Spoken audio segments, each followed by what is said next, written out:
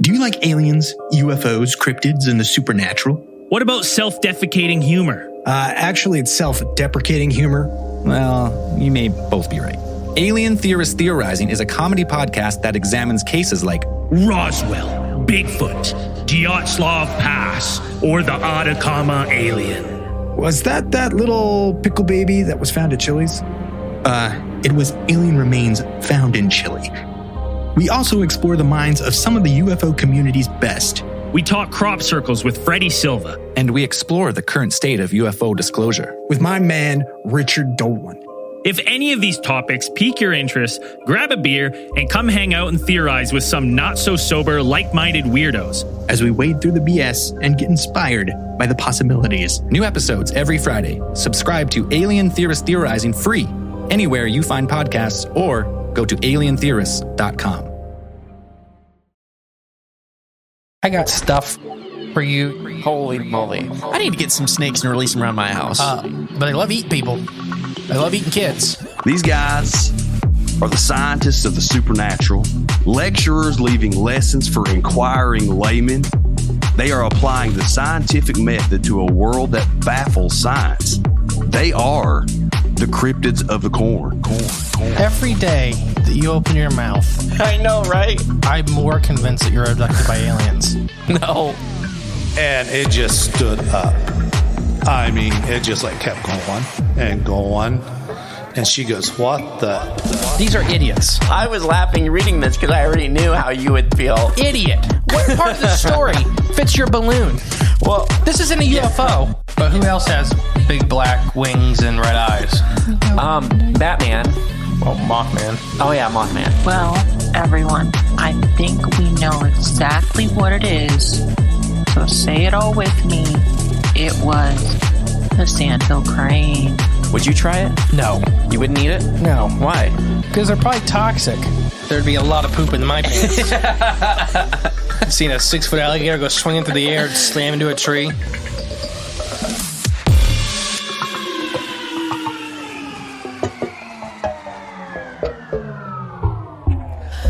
Welcome back to Cryptids of the Corn podcast. I am the great and powerful mystery. And I'm Jay Clone. Whoa, 96.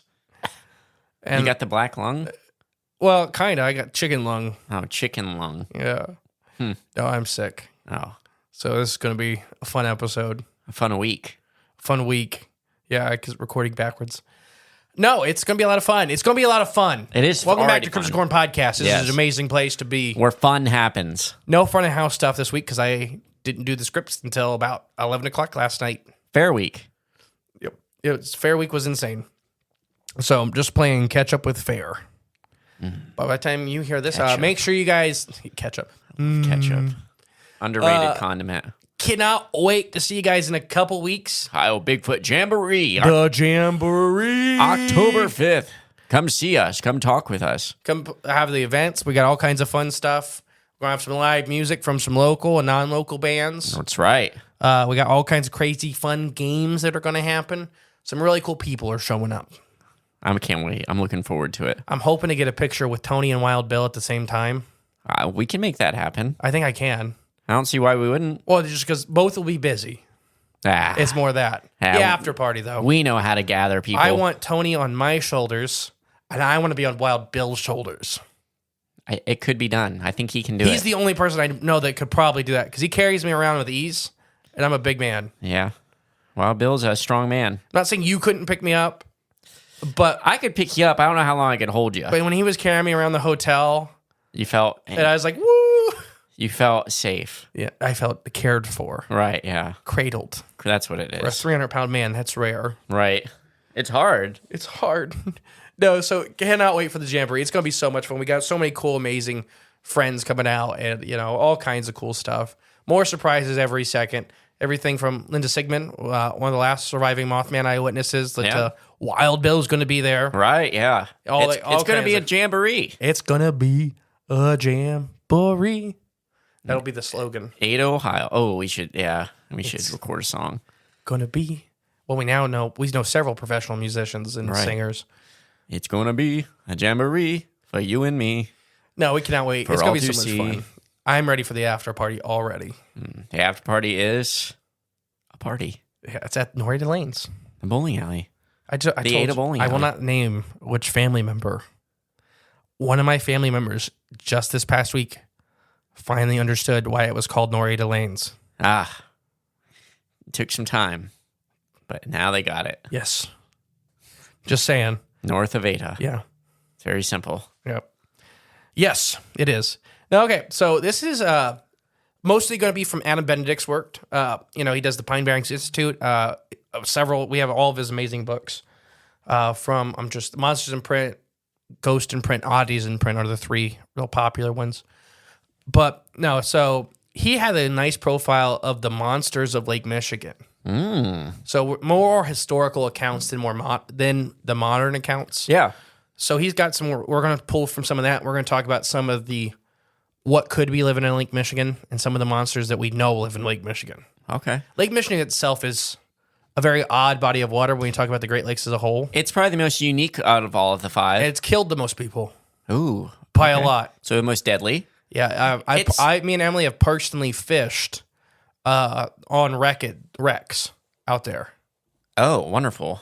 So where there's corpses, 400 feet below you. You're jigging for fish around corpses? Yeah. All right, that's fair enough. Well, bones, it's cold down there, but the Mammoth, everything from the Mammoth Kill Circle down there, like Lake Michigan holds a lot of secrets. Is it the deepest of the Great Lakes? Okay. Now, arguments. I do not think so. But it's one of them. It has an average greater depth than all the Great Lakes. Okay. But I think Superior has the deepest hole. Okay. Does it hold the most water? Yeah. Okay, cool. It is the biggest of the Great Lakes. Gotcha. Okay. The average deepest too. Like by that I mean like when we're talking average, I think it's like 450 to 500 feet. That's crazy though. It's just crazy. I remember when we were fishing it and we were like by the shore and we were going out and I'm looking at the fish finder and we live on Erie. Right. Which is the shallowest of the Great Lakes. Right. It's crazy to think, Lake Erie's not that big. Lake Erie is the least impressive of the Great Lakes. But it's still crazy. It's an ocean. It's a sea. Yeah, all the Great Lakes are very, very impressive if you've never seen them. But when you live in the Great Lakes area, yeah, and you've been on, I think I've been on every one of them now. I've just about been, I think. Maybe not Huron. I don't think I've been on Huron. I've been near Huron. Huron's the one above Erie, right? Yeah, Huron's off to that side. Superior's on top. Oh, Superior's on top. Okay. I don't think I've been on Huron either. It's just normally when you go to Superior or if you're near that area because of the fishing, it's just a little better. And it's Superior and Superior. No, so the Great Lakes as a whole are impressive. I cannot remember. It's like 3 or 4% of all the fresh water on Earth is in the Great Lakes or something like that. Okay. It's some big number. I take it back. I have been on Lake Huron. That's where I used to go fishing all the time. Was Huron. I got that and Superior mixed up. So it goes without saying the North American Great Lakes are 5 of the most awe-inspiring bodies of water on the planet. Believed to be start forming near the end of the last glacial period, it took roughly 14,000 years ago. Lakes are the result of altering periods of glacial advancement and retreat. Mm-hmm. So when you look at Erie being so shallow, it's the lowest of them. Right. You look at Michigan and Superior being the deepest, it's because that's the most gouging has happened. Okay. But as far as we talk about lakes and bodies of water, they're very young. Okay. Which is odd. Especially as giant they are. Yeah. Well, that's why they're giant. As it's like mountains, right? Younger mountains are taller than older mountains. As they erode down, same thing, they start filling in. Gotcha. Yeah.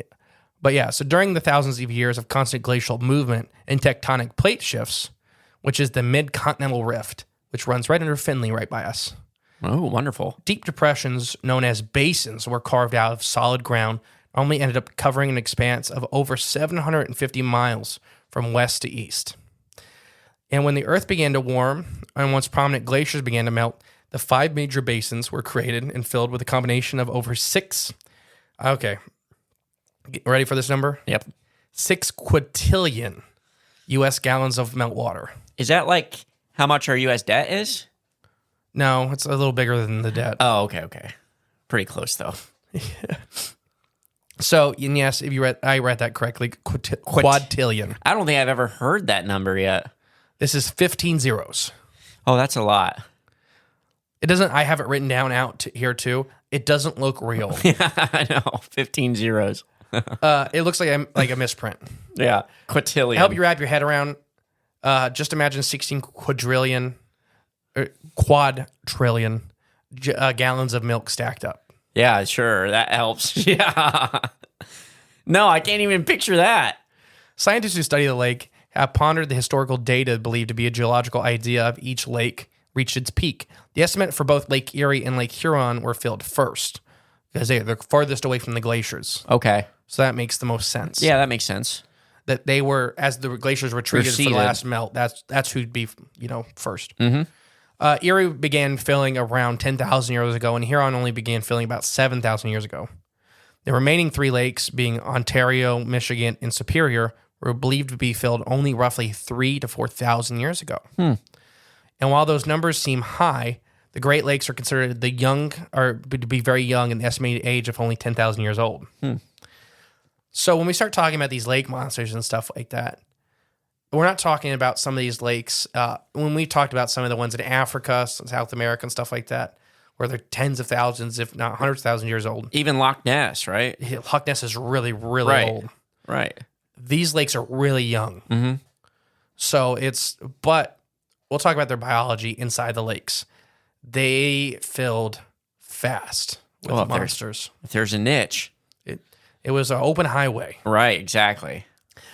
Near the end of the formation, not long before they settled into their final shape, of which they are now today, the Five Lakes began drawing large groups of early man to the young shores. Archaeologists with the Great Lakes region, as well as other groups of scientists and historians, a bridge prior to melting the glaciers around 10,000 years. You ventured over here, the Bering Land Bridge, about 10,000, 11,000 years ago, went to plant their deep roots in the Great Lake region. This Native American tribes were once present throughout the entire region. In addition, there was also evidence to suggest that deep within the few of the Great Lakes, Huron in particular, there are ancient sites which indicate the presence of unknown groups of people who once flourished within the region before disappearing. But that's a mystery for another time.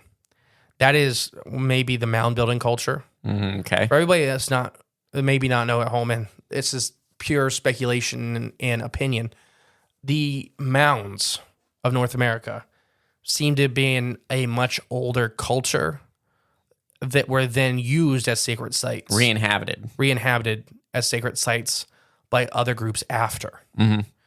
So there's a lot of those in Huron and Michigan. Mounds? Structures. Okay. That are way older. Gotcha. I think they... Oh, you mean like under the water? Yeah. Oh, okay. Interesting. I did not know that. So when you look at it, I think the Mammoth Kill Circle is 112,000 years old in Michigan. Now that's crazy. How do they know that though? Just we talked about that. Okay. Guessing. A speculative guess. Yeah. But you got to have mammoths for a Mammoth Kill Circle. Well, yeah, of course. So whenever there was no mammoths, it would make sense to build a giant kill circle. I do think that's what that was for. I don't think it's a Stonehenge. Just because it looks identical to the ones they use for deer and elk. Just big. Yeah. So that makes sense to me that, if you want to hunt mammoth and mastodons. Well, what if the deer and elk were bigger? Megafauna. Moose. Yeah. It's a moose kill circle. I don't think you get how big it actually is. No, I don't. I think a moose could slide in between all the pillars. Oh, okay. Yeah. Maybe if it didn't have its giant antler, But let's say it is just a mammoth kill circle, we're a bit off topic, but not. But how the heck did 100,000 years they move gigantic pillars and stones like that? Oh, the mammoths. You're right. The mammoths they were trying to hunt. Yes, exactly. So if they could domesticate them, they really need to build a circle to kill them? Yes. I don't know about that. Bos Taurus and Bos Indicus. I don't think they were using... I don't know what they were using. That's just craziness. It's underwater now. Sound technology. That's what some people say. White bellbirds. There we go. Now that would make more sense. You shake a white bellbird at a rock and it floats. They have them on the end of a stick, and they pointed at it.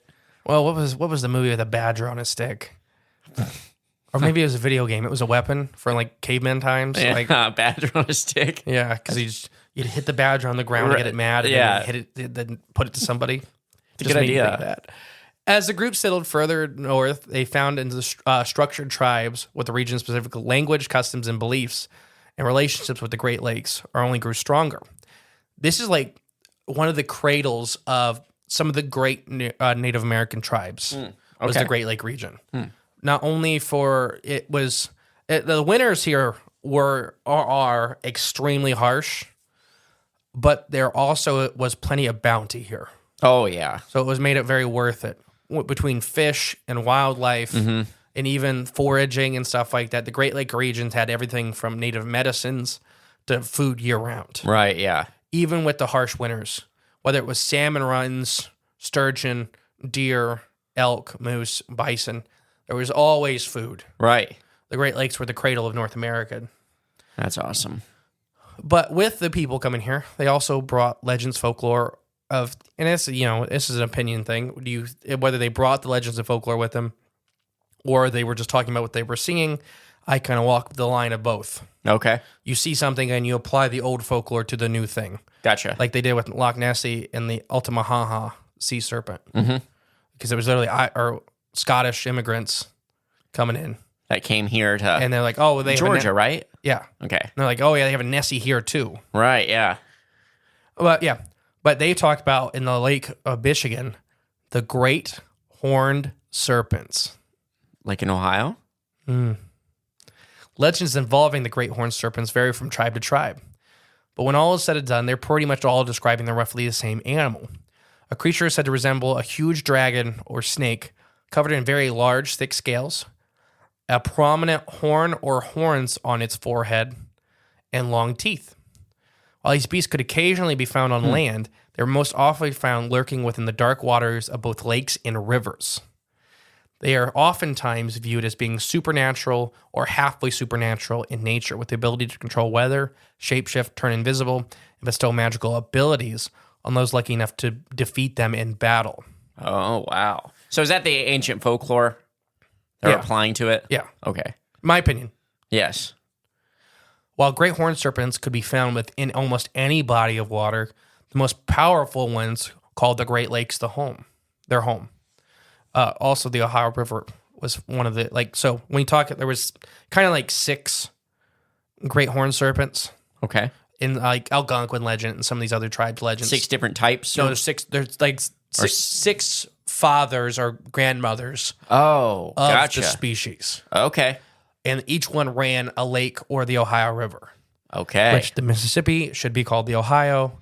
Yeah, it should be the Ohio River. Yes. Anyways. The whole way down. So that's kind of what they viewed it as. Is that there was you could find great horned serpents in little bodies of water, in little rivers, anywhere. Most time they reflect the size of the body they're in.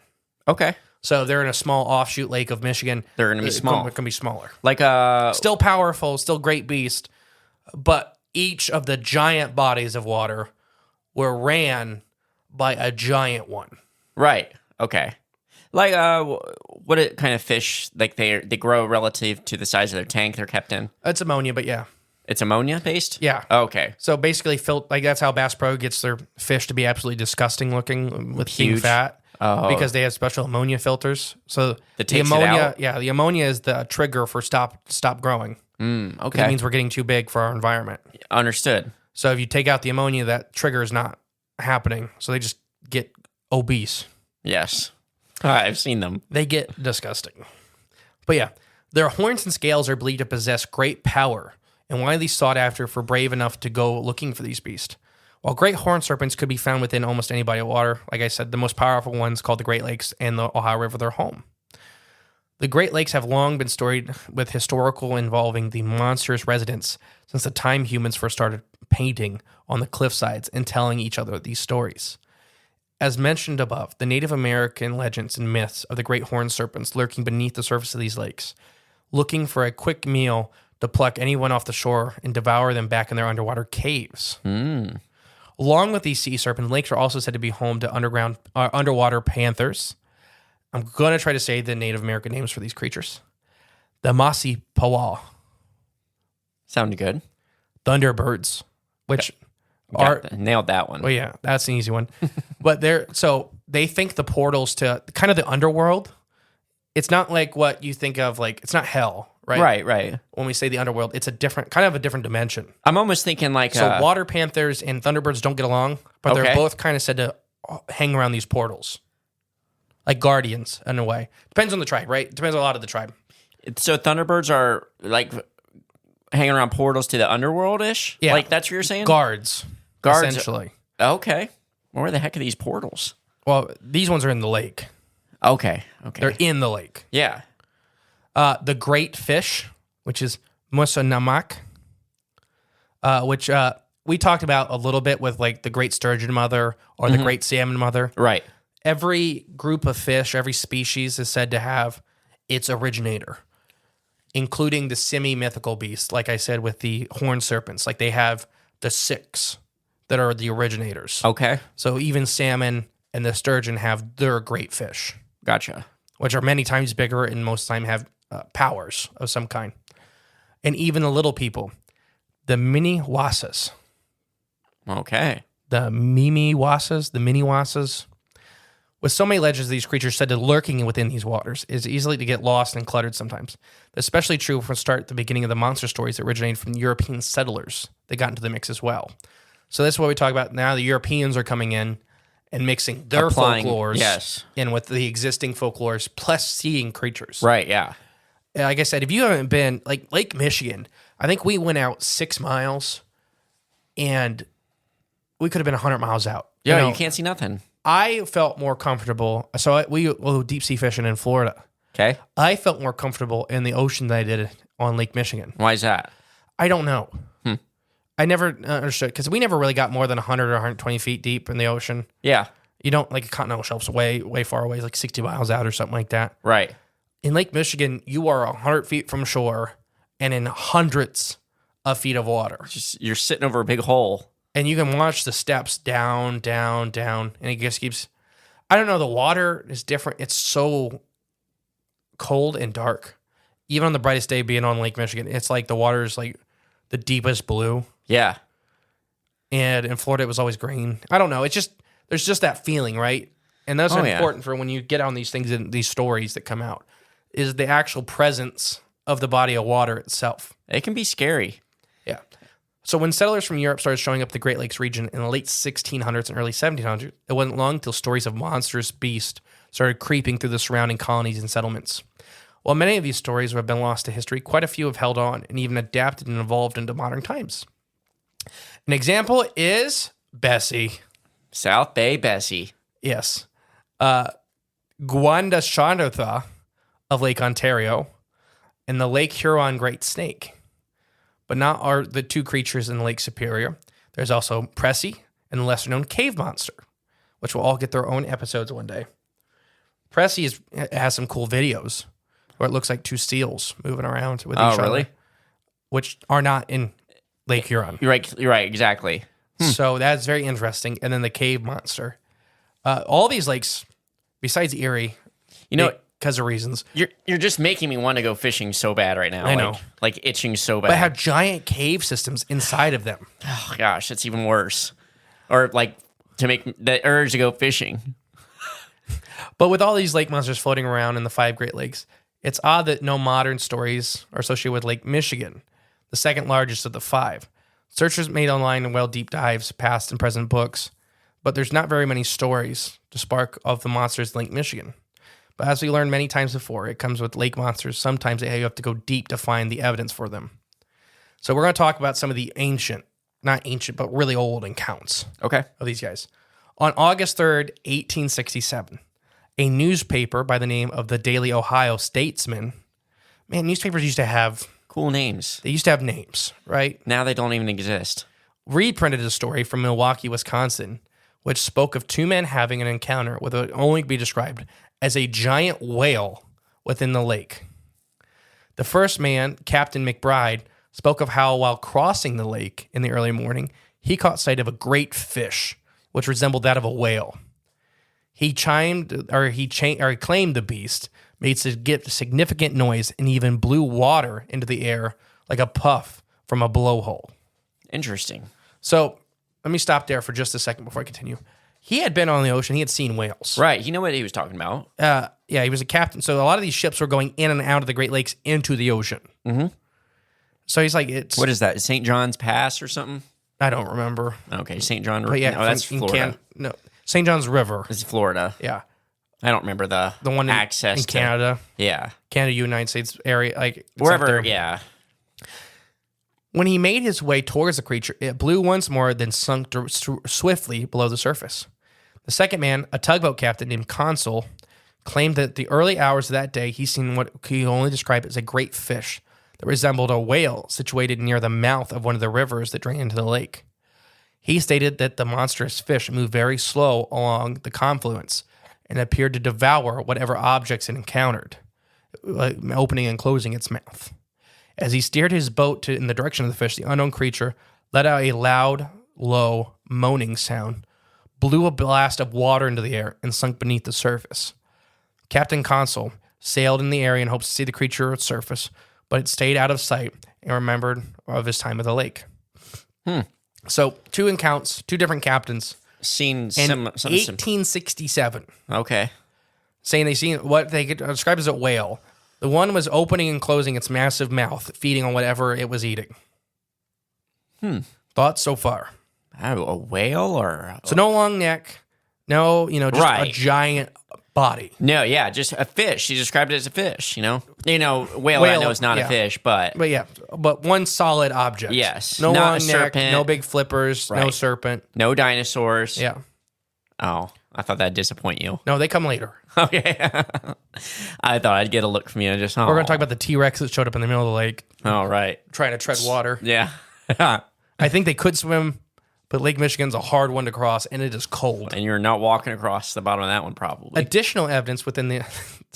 It's not Erie. Yeah. Right. Additional evidence within the article of the existence of the creature in the Lake Michigan points to the discovery of a large fish that washed up on the banks of the lake, which appeared to be bitten in half by a large unknown creature. It assumed the culprit was somehow partly due to the shark family, to the appearance of the bite marks and the size of the fish made its meal. So it was a sturgeon that had been bit in half, Oh, okay. essentially. Dang. And the end of this stating that those who had seen the beast described it as being well over 16 feet long and a large head and capturous jaws, just large jaws. And made the point that it was bigger than any sturgeon, which had been apparently full capacity or fully capable of destroying a boat with ease. So yeah, sturgeon are in the lake. Mm-hmm. They're saying they're seeing a 16-foot long, big jaws, a dead sturgeon washed up on the shore, bit in half. The sturgeon was 16 feet? No, Or the creature was 16 okay. feet. Making sure. It was like a 7-foot sturgeon that had been bitten in half. And they're like, well, that's not a pike. Do bull sharks get that big? Interesting idea. We'll come back later to that. Oh, okay. Let's revisit that one later. It's almost like that is the big size for bull sharks. Oh, I didn't know that. I always thought they were just 6-7 feet at max. Nope, 16 feet. Oh, interesting. That's And weird. when they get 16 feet, they get very, very, very rotund. Round, like a whale, perhaps. They look like a big whale but with a big, wide head. do they spray water out? No, I don't know what that's from. Carpet sharks do. So what about like manatees? Do they do like a? They don't. No, their nose is on the front of them. But do they like flip water with their tail? Yeah, they'll do all kinds of goofy stuff. What's that video? It's like this guy's in the lake and all the waves just start splashing everywhere, and they're like, "What creatures are they? Were those manatees?"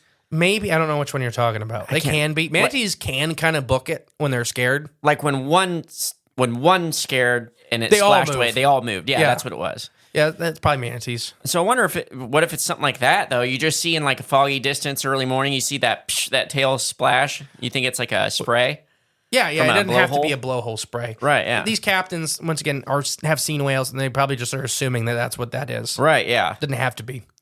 13 days later, on August 16th of 1867, the Manacor Pilot, which is a different newspaper, shared the article from the Chicago Tribune, in which speaks about the sighting that took place on the 5th. The story states in the statement, the Lake Michigan is inhabited by a vast monster, part fish, part serpent.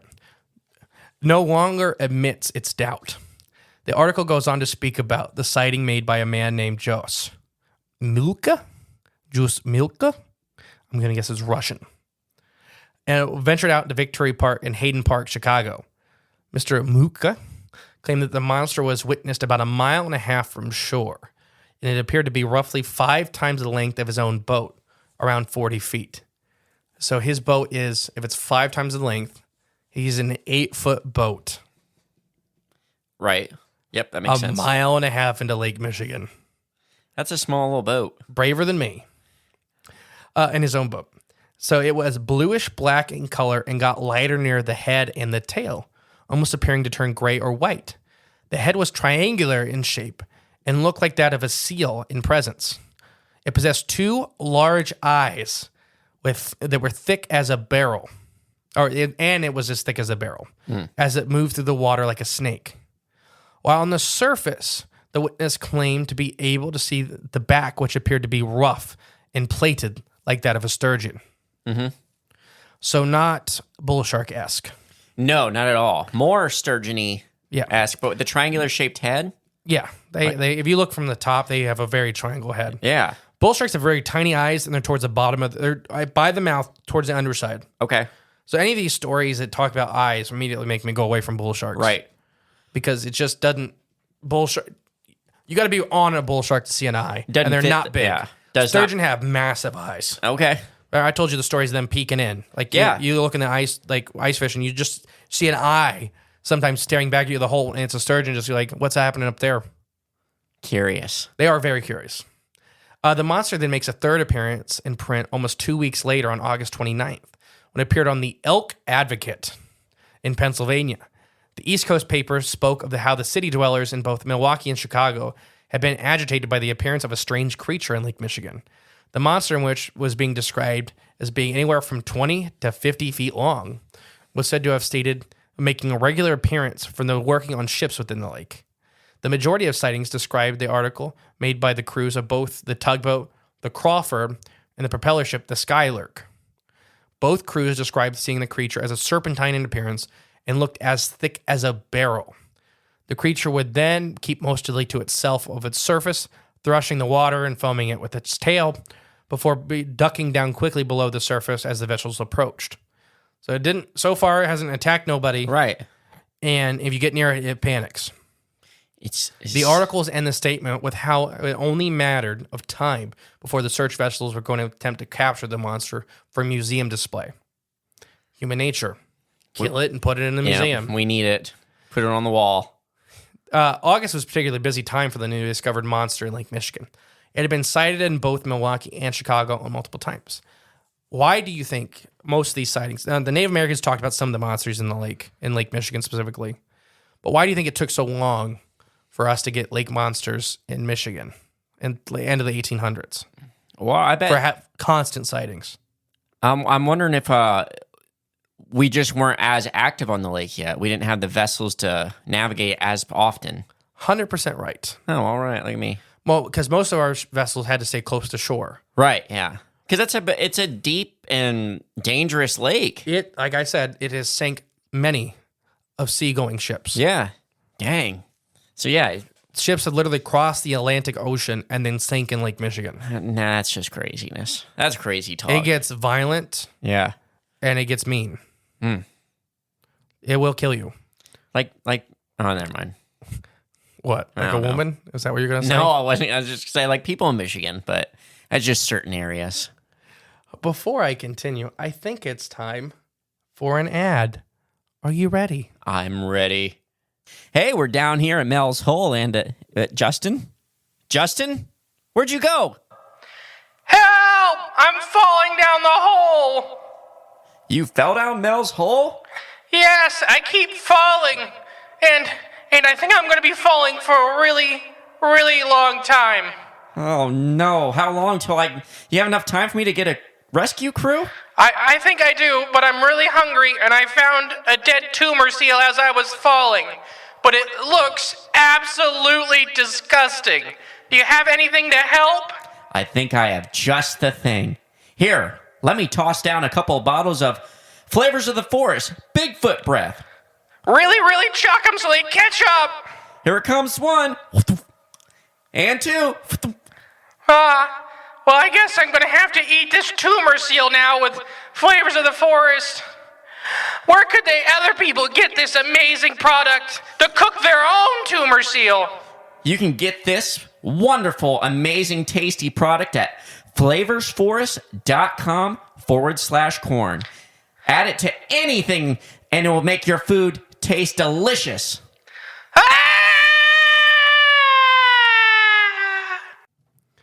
I love that one every time. It makes me laugh. Makes me hungry. Oh, Tumor gosh. seal. So it was cited, like it said, both in Milwaukee and Chicago multiple times. Experts first reported stayed mostly constant with witness descriptions. The only thing that appeared to change throughout of each telling was the size of the creature. But as we know with fishermen, it gets larger and larger. That's like you telling your fishing stories. Except I have pictures for most of them. Most of them. But one don't I have a picture for. No, it's not most of that. Like, oh yeah, pulling out 40-inch pikes. They're there. Yeah, exactly. They're there. But oh no, it's funny. But this, as well as known, is a staple near every fish story in record. Apparently, wanting to get a record number of newspaper mentions under its belt in 1867, the monster of the lake made a more appearance that started the sleeve of the year. Only this time, though, it wouldn't be a retelling of a sighting or a close encounter. This time it was special as it made its first appearance in the long verse poem written by Sheep P. Smith of Wisconsin. The poem would appear of the Manitowoc Pilot of September 1867. It was titled, What Is It? The Sea Serpent on a Rampage. And thanks to the wanderers of the modern digital age. So after making his appearance in the poetic verse, the monster of Lake Michigan seemed to be taking some much-needed time off. So I had a big gap. Went on vacation? For about 18 years. You know where it went to, right? Kansas. Sinkhole Sam. It would be about the time. Mm-hmm. Mm-hmm. Except it didn't really look like Sam whatsoever. Well, when you go from one body to another, you change your complete appearance. Everything about you. So a brief mention of the sighting showed up in the Portland Daily Press of July 24th of 1885. It goes like this. A water monster. I tried to do the voice of like the old timey. What is that? Water monster, eh? Yeah. We saw him out there on the lake. The water monster is reported to have been disappointing itself in the waters near Lake Michigan. According to the description, the manner of appearance in the public, it must have been our esteemed and valued friend, the sea serpent. He has been reported by many visitors, but did not prevent him from being in the same time in the Lake Michigan. No well-regulated sea serpent ever lacks the ability to appear in at least 4 different places at one time. So this comes from that literally at the exact same time, there were sea serpents being seen off the Atlantic coast. Okay.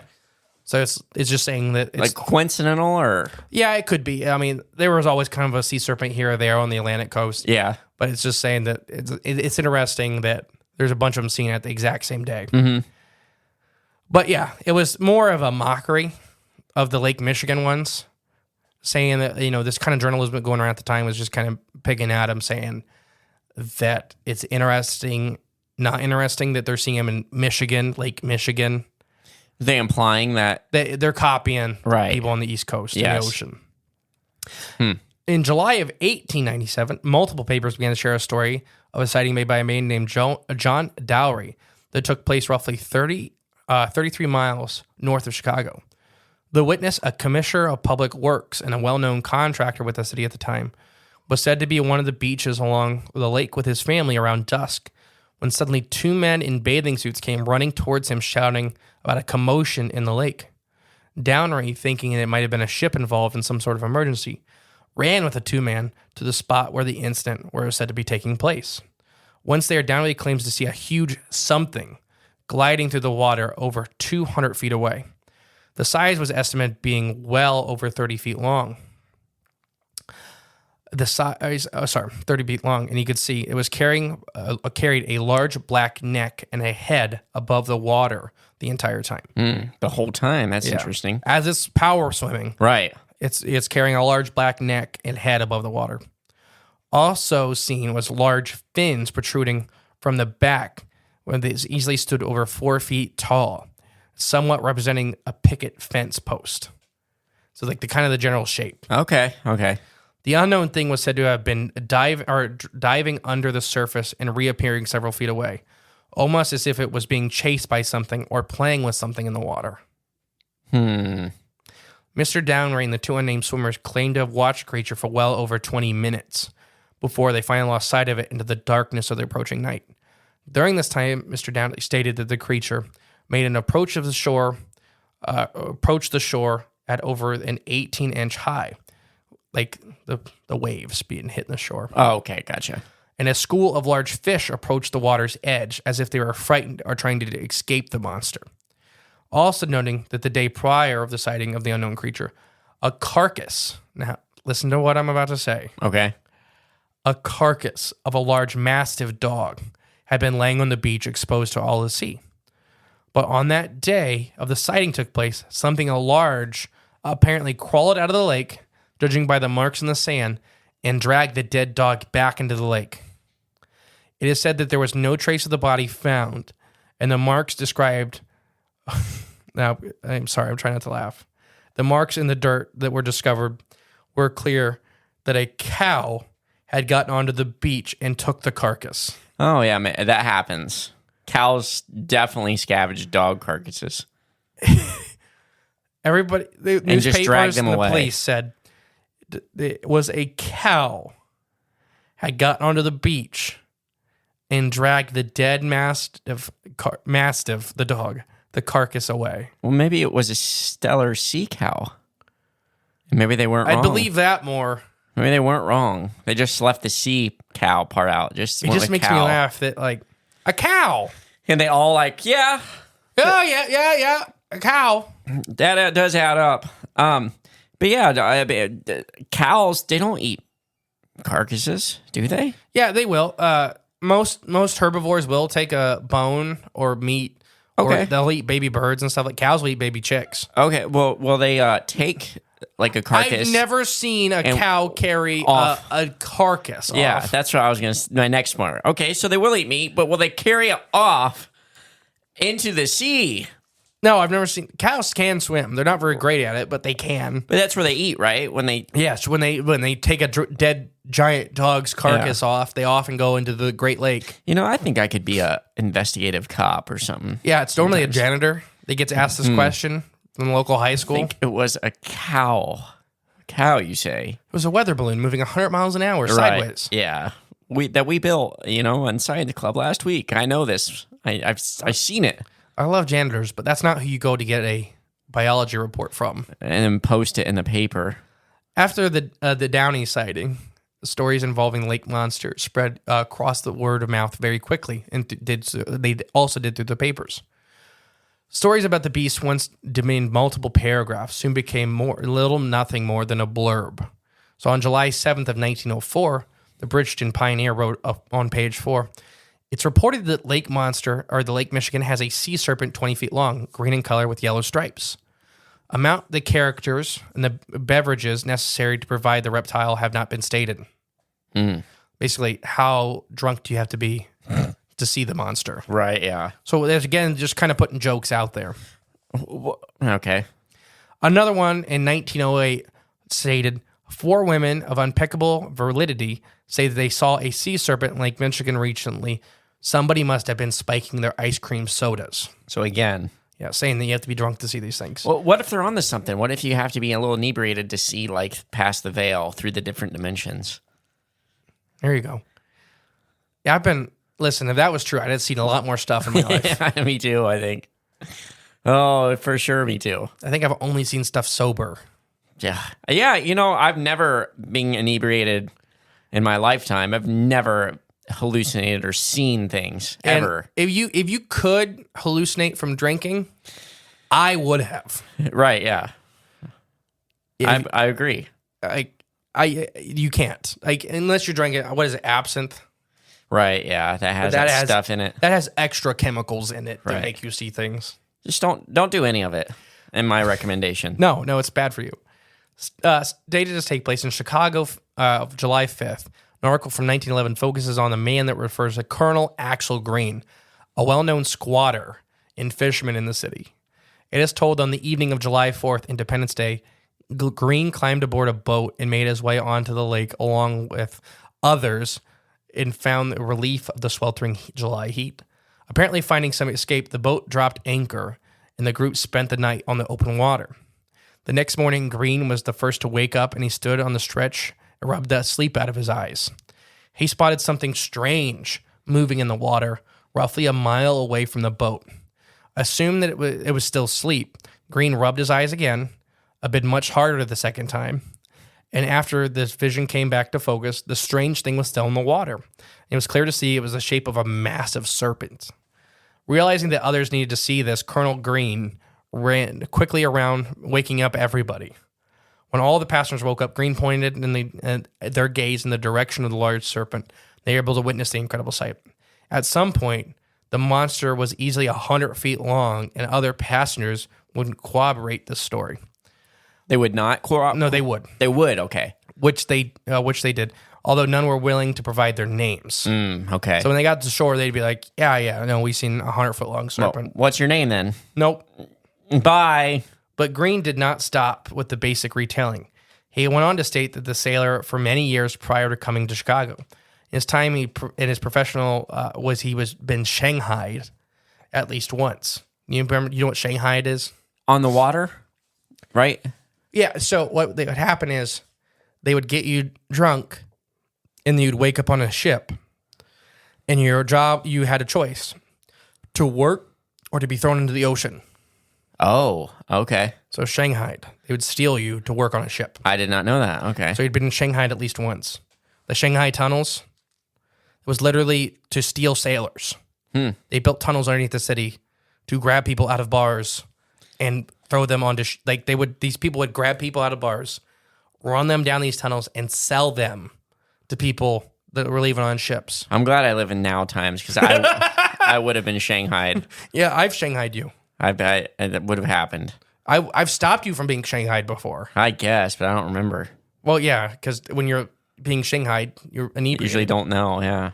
But yeah, so he kept Green kept adding to the story. Okay. And he gave himself moniker of Colonel. Oh, he's not a real colonel? As far as we can tell. But he kept telling. In 1942 pamphlet regarding sea serpents in Wisconsin, Charles E. Brown, former curator of the Museum of the State Historical Society, a member of the Wisconsin Archaeological Society, recounted an incident that took place sometime in the early 1900s, although the exact date is unknown. The write-up goes to claim that a group of fishermen working off the shores of Johns Island all caught sight of a large creature moving through the waters of the lake. A large head that was held high above the water with a thick neck, an overall appearance of a ferocious-looking monster. Not even a week later, some young men were sailing in the Milwaukee Bay, spotted what they thought to be a large barrel floating not far from the boat. As they brought the vessel closer, they realized originally that they thought was a barrel was actually a wide, flat head of a large serpent-like animal. Before they could even react, the head sunk down and disappeared quickly into the murky water, like it was being pulled backwards. It's a very similar story. It was like the past 2 or 3. The young men quickly retreated, and then they told everybody about the event they had witnessed. Yeah. The third and final sighting, which Brown described in this pamphlet, took place in the Milwaukee River below the Michigan Street Bridge. Early one morning, a man was walking on the bridge when he was said to caught sight of a large body moving through the water passing underneath the bridge. The body was described as appearing to be thick overall with a grayish-green in color. It quickly submerged before additional features could be witnessed. So he just described a wide, large body. Okay. He could never seen a head, flipper's tail, nothing like that. Yeah. It was just kind of going against the river, up underneath the bridge, and then dived.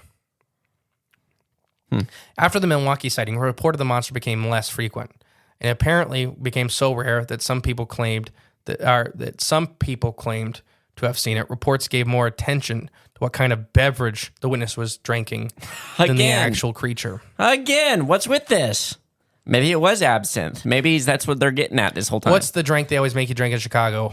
What do you mean? Look up the bad liquor Chicago's famous for. I had it one time. Oh, it was gosh. Literally the worst thing ever. What do you mean they make you drink it? Because it's their drink. Like the Chicago drink? Yeah. Oh. But it's literally the worst garbage ever made. It's like dumpster juice poured into a bottle. And it's a big joke in Chicago. Like, oh, you got to have a shot of this. Right, yeah. Let's see here. Well, you do that while I keep reading. Swedish wormwood liqueur. No. Oh, okay. Malort. Malort. That is it. And it's a Swedish wormwood liqueur. Malort as a beverage doesn't sound terribly off-putting. It's not unlike absinthe, though. Talking to the mic. Oh, sorry. Reading and talking. But yeah, that's it. Malort. Malort.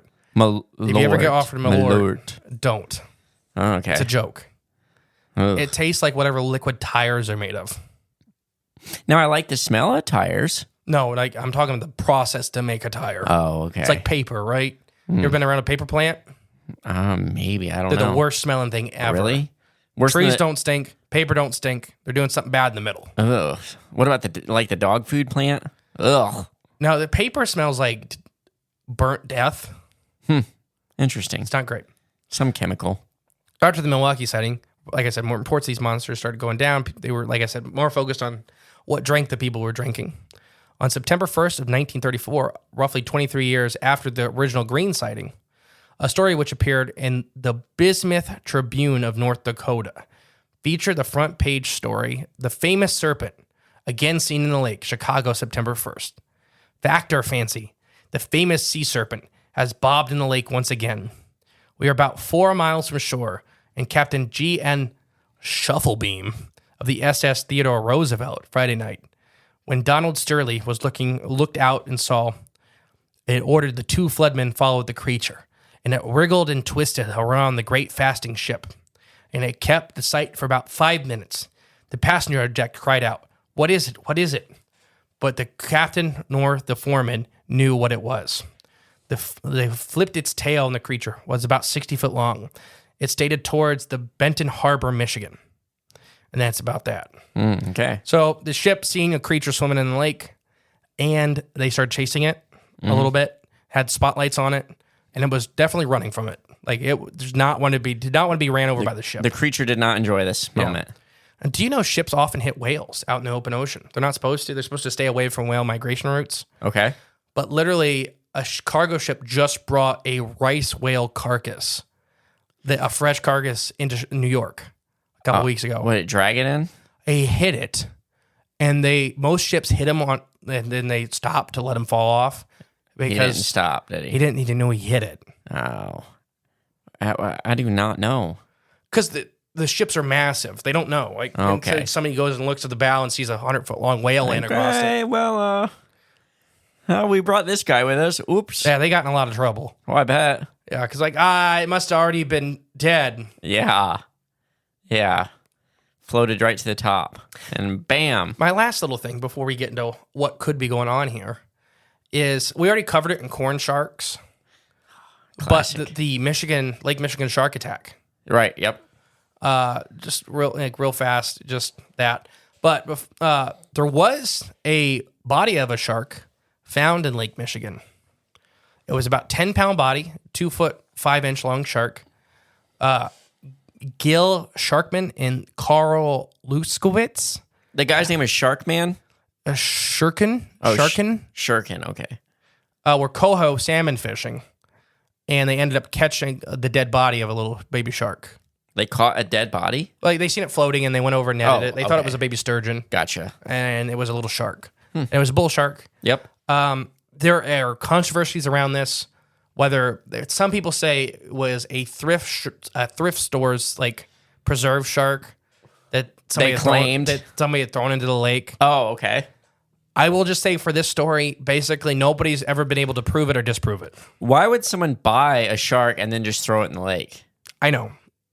Unless it was these two guys that bought it and threw it in, then... No, it was a whole different guy. Let me see. I don't even know.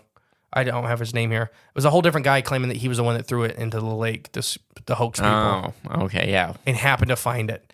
You know how fast a corpse is going to disappear into the lake? Lake Michigan. I mean, it's like a needle in a haystack. Mm-hmm. Yeah, great prank.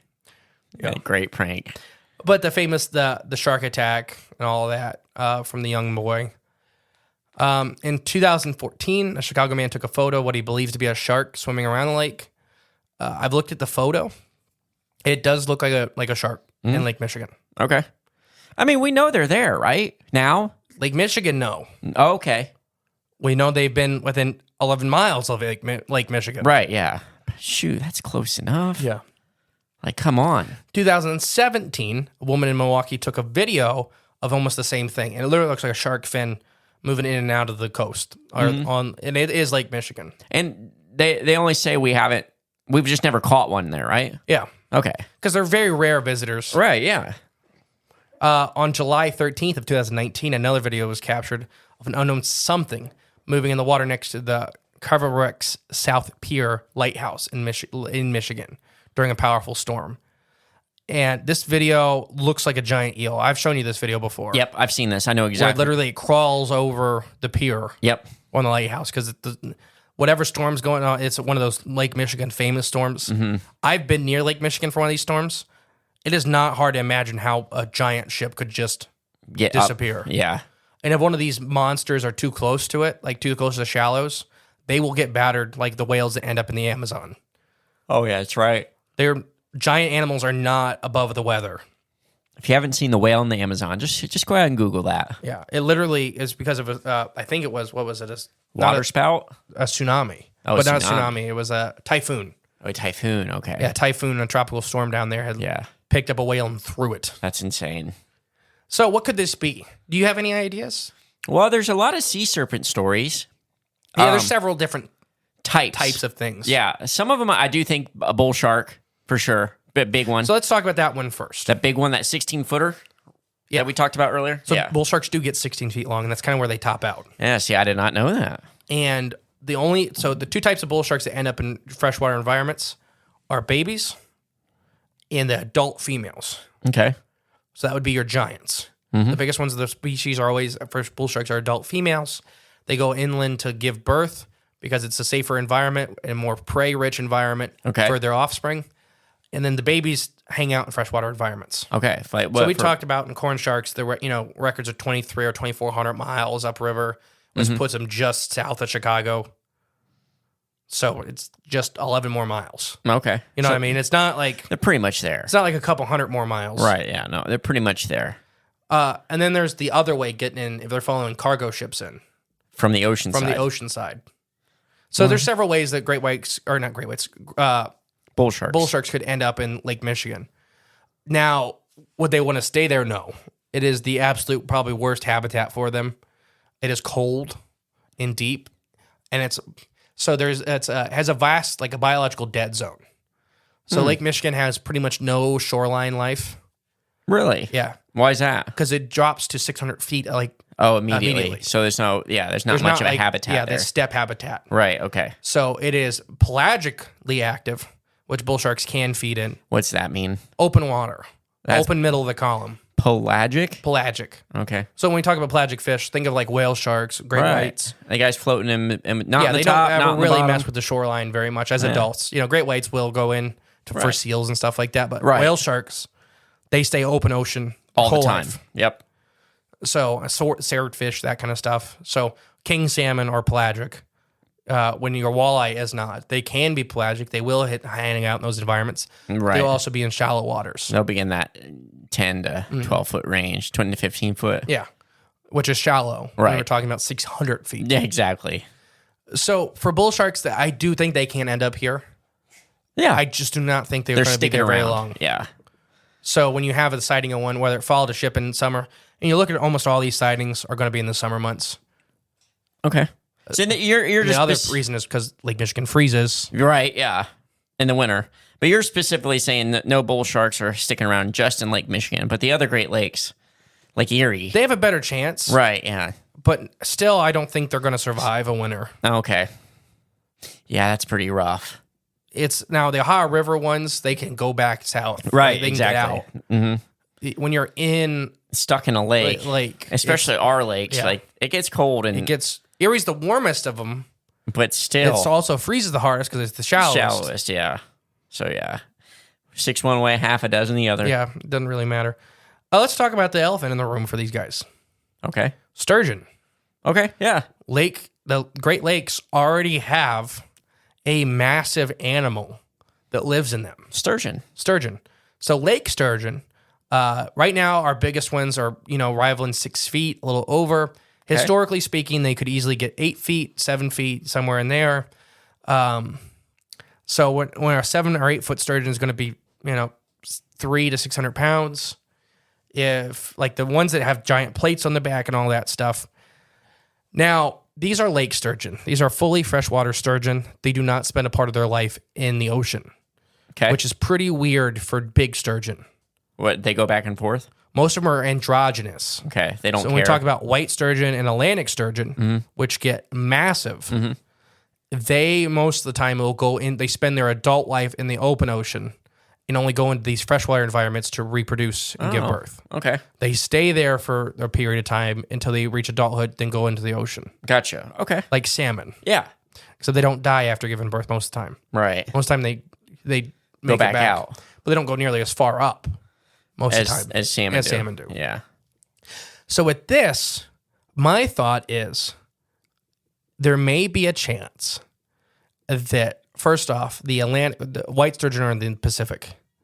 They rival great white sharks in size, or they used to. Okay. Before we hunted them pretty much to like the big ones So to they extinction. were gone, yeah. Like big now is like 16 feet, which is a shadow of what they used to be. Gosh, that's crazy. It used to be, like I said, some records show 20 to 23 feet. There's a couple scientists that put them all the way up to 27 to 28 feet long. One heck of a fish to catch. And outweighing great whites by a considerable tonnage. Gosh. Be like pulling in a truck. You wouldn't pull that in. Yeah. At 24 feet long. Oh my gosh. Like, that'd be an electric trawler to pull that in. You're not rod and reeling that. Oh, I could do I don't care about the gear ratio you have. Oh, I got all the ratios. I mean, you've seen the guys that fight the 8 to 10 foot sturgeon. Oh, yeah. And it's like reels are dying. Where they're strapped into their... They're using Goliath grouper reels, and they're still breaking. Yeah, that's craziness. Because most times sturgeon don't know they're hooked for a while. They just keep Half going. the fight, they're just swimming against the current. Yeah. You are moving the boat more than you're moving them. Which I've had that before. So my thought is there's a chance that... So Atlantics get pretty big. They get 10, 12 feet long. Okay. So the guys on Lake Michigan know about lake sturgeon. Okay. So for them, 7 feet is big. So anything above that would be a different animal that was sturgeon-like. Even Bessie was described as being sturgeon-like with having the scoots and everything like that. But she was just too big. She was just too big. So there's a chance that there were a white sturgeon counterpart in the Atlantic, that somehow they work their way into the Great Lakes or into the rivers. They're serpentine. They have that giant whale-like body, but have the armor platings. And like the white sturgeon, they were first to go extinct. Like once the white settlers got here, wiped them out very quickly without even knowing they were there. Gotcha. But the whites are very rare compared to other sturgeon species, even naturally occurring, because of how big they get in their environment. Do they have like the triangle-shaped head? Yes. Okay, there you go. Big triangle-shaped head, the giant eyes, very curious animals. So with the spouting of water, sturgeon, their gill slits, they'll actually slap them and shoot water above their heads if they're on the surface. So when we played with the white sturgeon in the lab, that's what she would do a lot of the times, is shoot water above her head. That's pretty cool. So that could be the whale animal. The whale spray, yeah. So that accounts for some of them. Yeah. The last ones we've talked about, though. Like I said, I think there's several different things. Lake going Michigan on. is massive. It's a sea. It's huge. It's bigger than some seas. Huge. Next one for you is carp breeding. Okay. Have you ever witnessed this? I have not. So carp, common carp, they can get up to about 50 pounds in size. They're gold or silver in color. They can be a couple other colors, but it's mostly those colors. When they're spawning, they will run together in these tight, giant schools. Okay. And they will run up on the shore, and they'll run up together, and they will look like one massive thing, and they'll be splashing and foaming the water on top. Okay. But they literally, I've seen it where they look like a giant serpent. Like, because they're trained basically together. Yeah. Okay. No, they're like piled and like swimming. Okay. So it literally trails off like a giant serpent. So one of the pictures actually I think was these guys. Oh, really? Yeah, one of the famous pictures of them being near a pier because they lay their eggs on things. So a lot of times they'll end by slamming into the shore or they'll slam into a pier, and that's where they're actually depositing the eggs. So I kind of think that's what one of the famous pictures of the Lake Michigan sea serpent was. Yeah, I've never seen such a sight in my life. It's early spring. You got to be in the right spot, right time. If you're on Kelly's Island in like the end of April, yeah, all day. Carp the island's are- being slammed by hundreds of thousands of carp. Wow. No, I would have never known. And I know for a fact, I didn't do the gill netting survey on Lake Michigan, but a crew I knew was doing a gill netting survey, and they were complaining because they did it too early, and they would have hundreds, if not thousands, of giant carp. Like at one time, you just see the gill net start moving Yeah, pulling because it. it's getting slammed by these guys. Yeah, hard, I bet. Yeah, because carp, I mean, they're strong fish. Yeah, and then you have 500 of them hitting it at the same time. Mm-hmm. It's a lot. Next one. Or what do you think of carp? I mean, it's pretty interesting. I'd like to see Some that. of these early morning accounts, Yeah, and they just see like a serpent, something tiny weird figure. like that. I mean, I would have never 500 guessed. carp, Yeah. which are already big fish. The other one I have is massive king salmon. Okay. That people do not realize how big kings get. I mean, they'll get 6 foot long.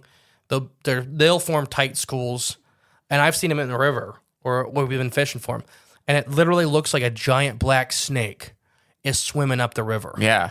And it's what it is a big school of these giant king salmon moving together. Kind of swimming in formation. Yeah. Okay. Moving up into a pocket together. So I think that could be some of it. Yeah. I mean, I've never seen a king salmon, so I don't even know. I don't know. Oversized pike and muskie. Okay. Because some of the serpents were described as being green with yellow stripes. What's Okay. that sound like? A pike. A pike. Where they talked about this in Europe of a third species of pike being hidden that went extinct, which was the giant pike.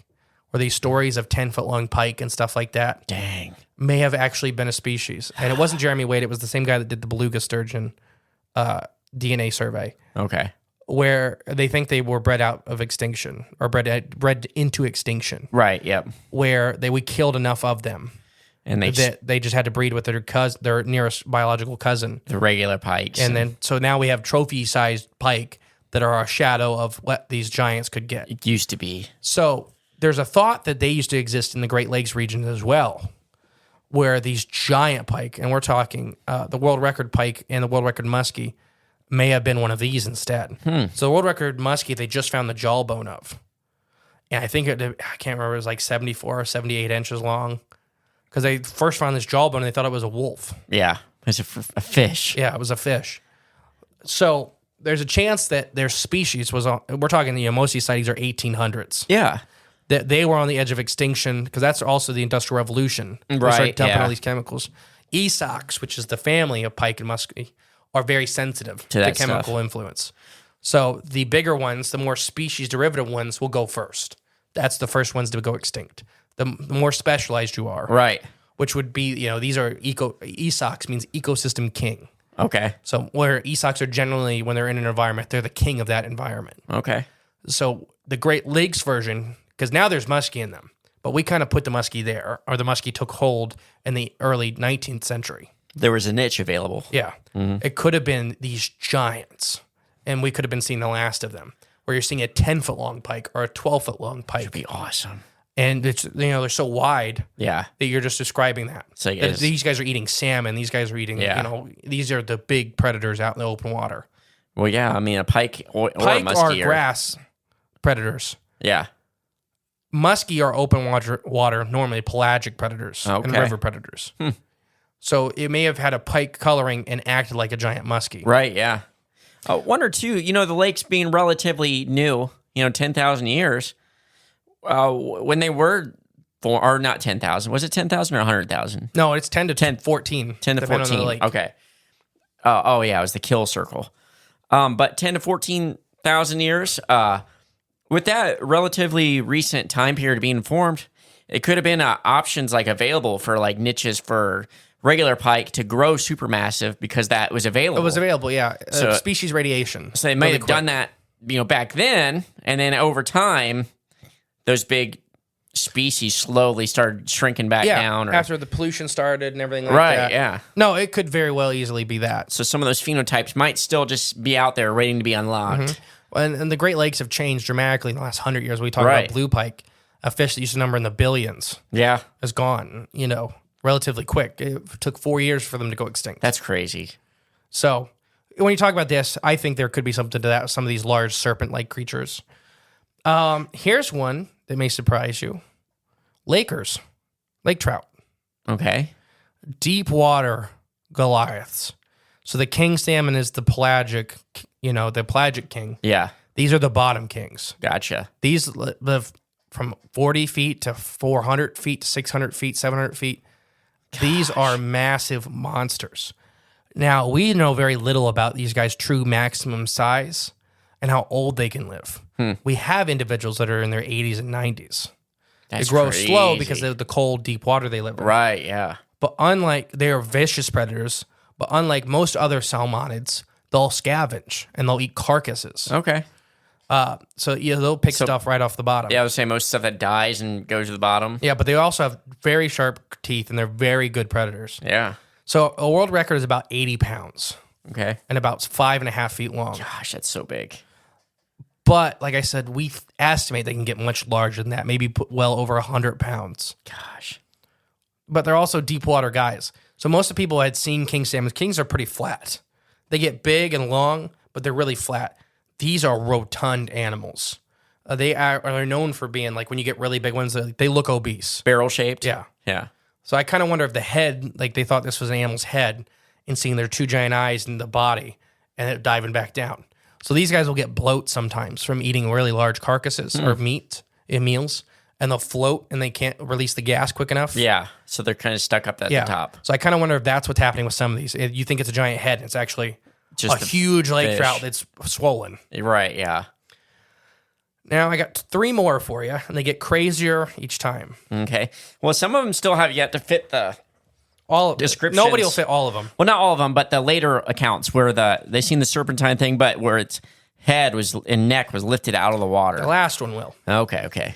But next, giant eels. Yeah. Lake Michigan, the Great Lakes have a history of what appears to be giant eel species. In our giant eel episode, we've talked about that eels will go thousands of miles upriver and they'll mature for decades. Right, yeah. Until they return back to the ocean. Yeah. So these all could be juvenile sea serpents, essentially, where they'll get 20, 30 feet long in our freshwater environments.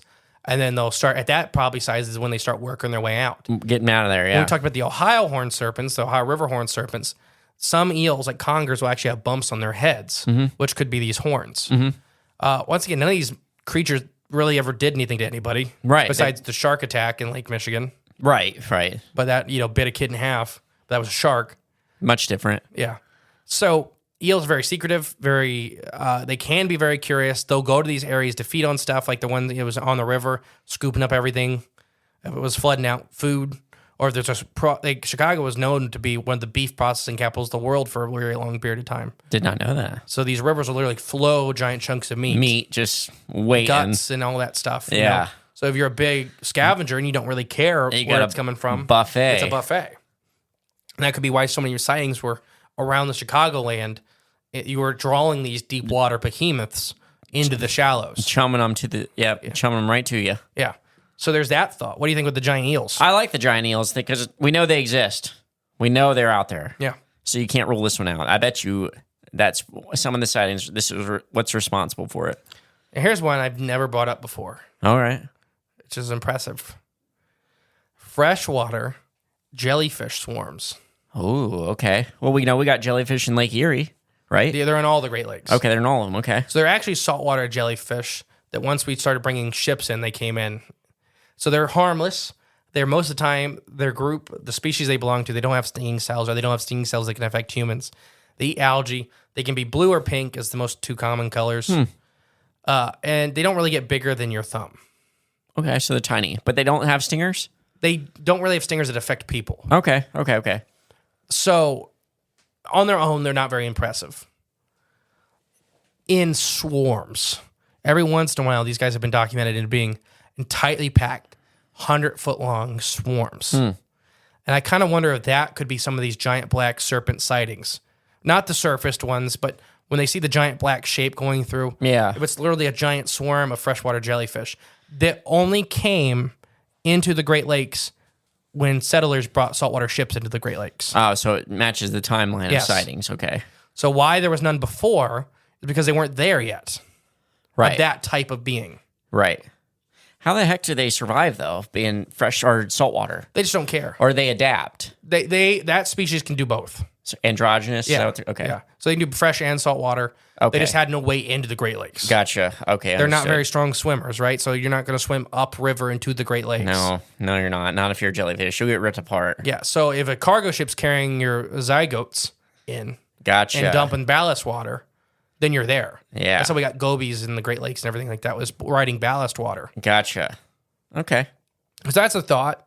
Like I said, it's crazy. My last one is probably where a lot of these big, long neck and head ones come from, and even the giant heads.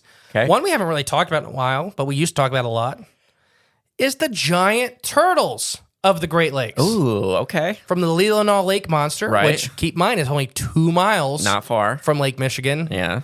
So all the Lake Michigan, well, Michigan itself has giant turtle sightings. Indiana, Ohio, all the Great Lakes have giant turtle sightings, including the turtle cults that used to exist. Turtle cults? We've talked about it before. Okay, it's been a while. We're on one of the islands in Lake Erie where there was kind of like a group that was like worshiping the giant turtles of the lake. Does Turtle Man run that or no? No, I think he's the one that he's the one breaking it up. Oh, I thought he was one of the ones they worship too. They might. Maybe. They probably have The a second statue. deity. Yeah.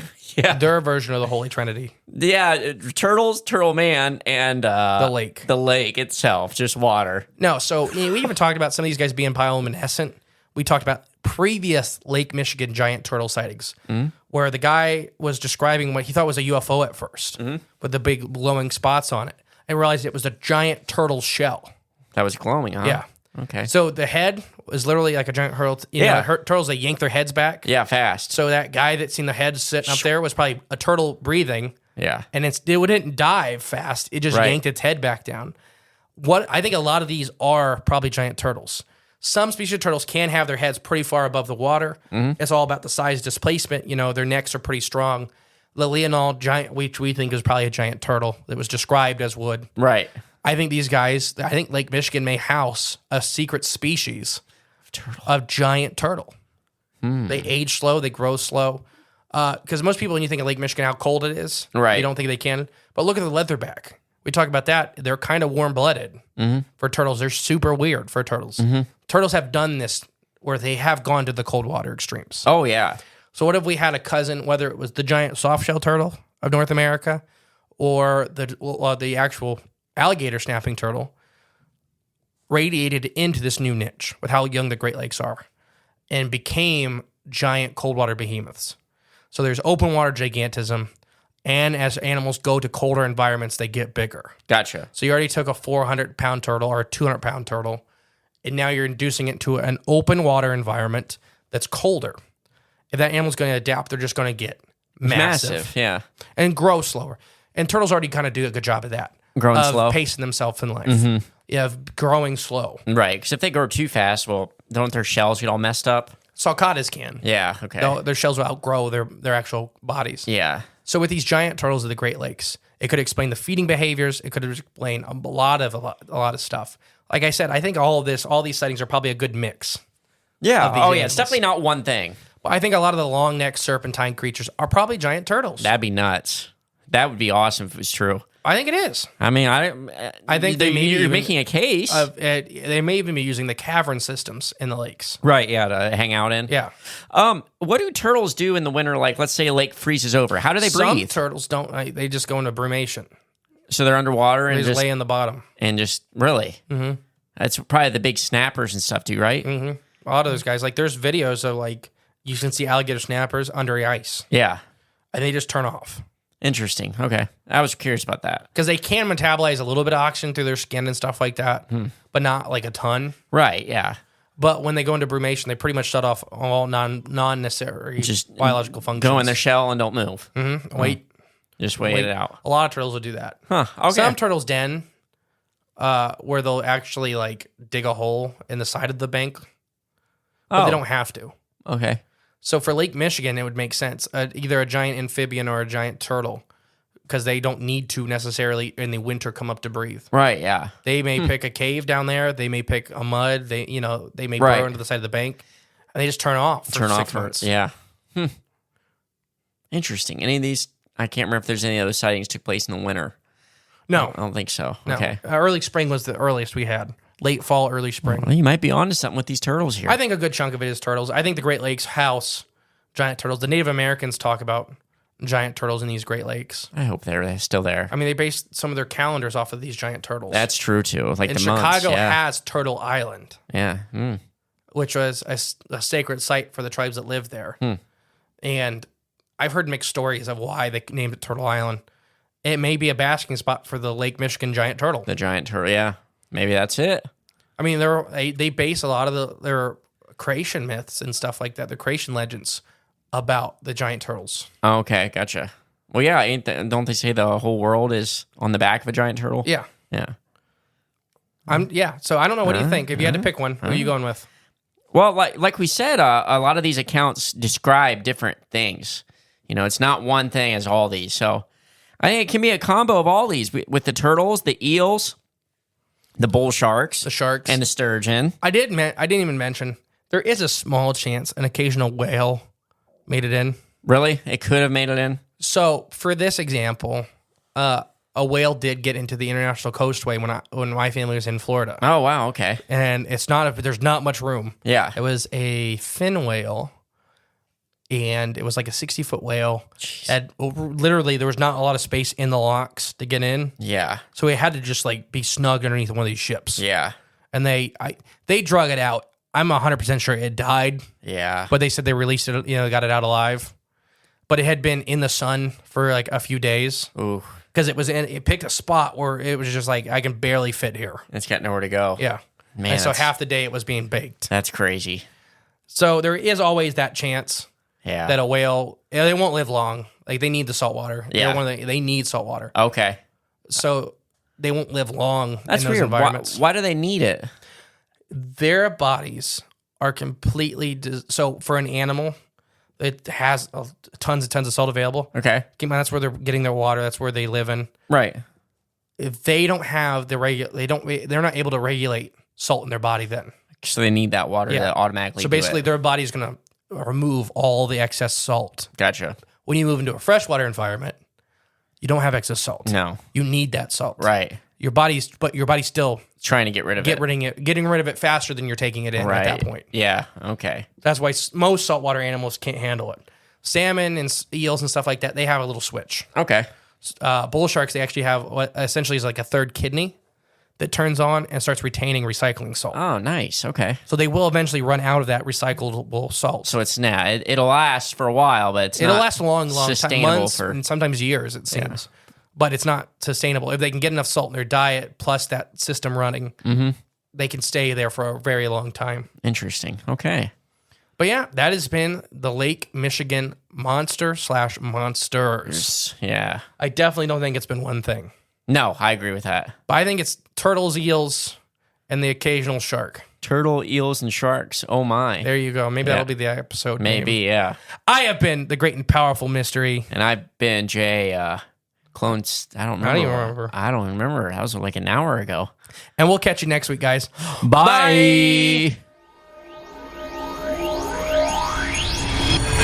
Hey guys, thank you for listening to Cryptids the Corn podcast. Remember, the best way to support the show is share it with a friend. But if you are craving more of the J clones and more from Mr. E, there's always extra content on Patreon and our paid member space on cryptidsofthecorn.com. We'll catch you next time with more exciting, fun, and informative information. Bye.